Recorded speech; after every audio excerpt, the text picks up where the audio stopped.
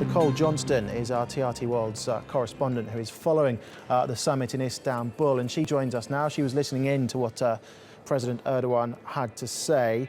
I suppose one of the interesting things that I picked up from that, Nicole, was the fight against terror, and Erdogan saying that he is upset with the double standards of the West when it comes to the war on terror. Do you think that that's something that's widespread, that's a feeling that's widespread in the Islamic world?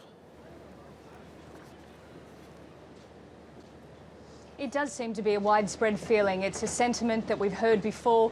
We've certainly heard it from Turkey before.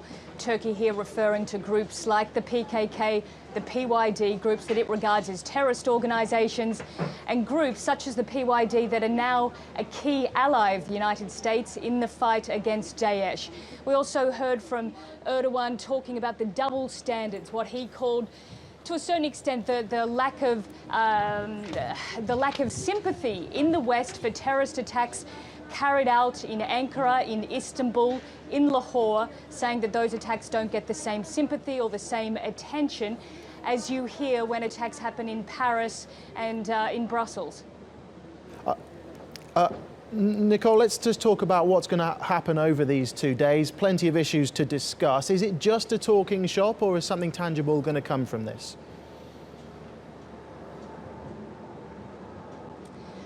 That's an interesting question, because in the speech that we just had, we did hear Turkey spell out its vision for this conference and for this cooperation. It said that it wants to see a plan, a 25-point plan. It talked about the proposal.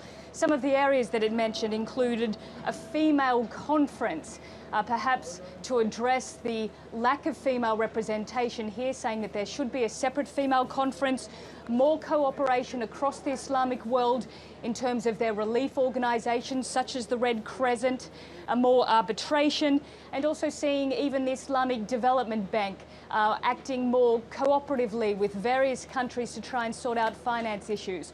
So certainly from a Turkish perspective, there does seem to be a very ambitious target for what it wants to achieve in its presidency. Now, whether or not it can do that, whether it can achieve these sorts of goals remains to be seen. It's not going to be easy. This organisation has years and a long reputation as being fairly ineffective at dealing with the multiple crises across the region, from Yemen to Iraq to Syria to Somalia.